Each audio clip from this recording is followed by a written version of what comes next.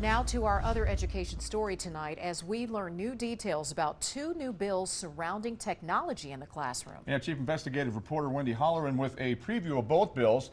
They're still in draft form, but we'll be ready once the session begins later this month. Wendy?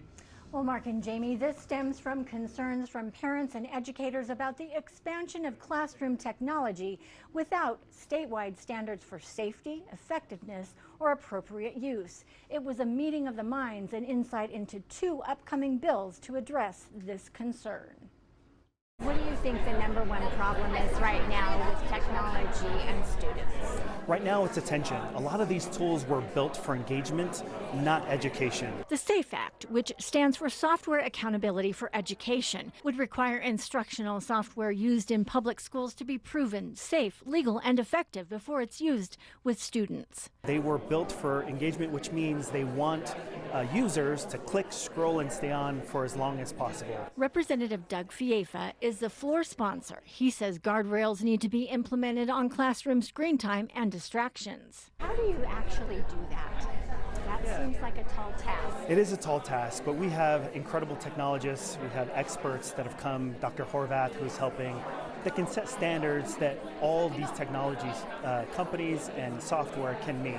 Dr. Horvath is Jared Cooney Horvath, a neuroscientist, educator, and best-selling author of The Digital Delusion. He specializes in human learning and brain development. He explains the intersection of brain science and learning. What is the most inherent risk without the standards for tech in our schools? Tech is wickedly powerful because it's connected to the internet by and large. And the internet is a free-for-all. It's a wild west. So the biggest danger is simply lack of any control or meaning.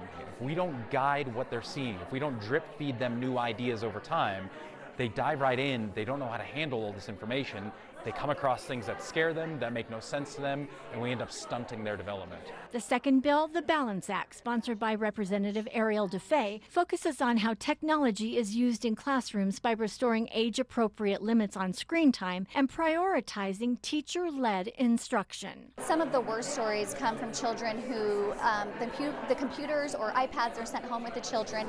Parents are unaware of what's on them, and the children are accessing pornography or dangerous or violent content. Representative DeFay did not hold back on the dangers. Or they are connecting with predators online, and parents are completely unaware, and they are creating habits, addictions, and also making dangerous connections with strangers.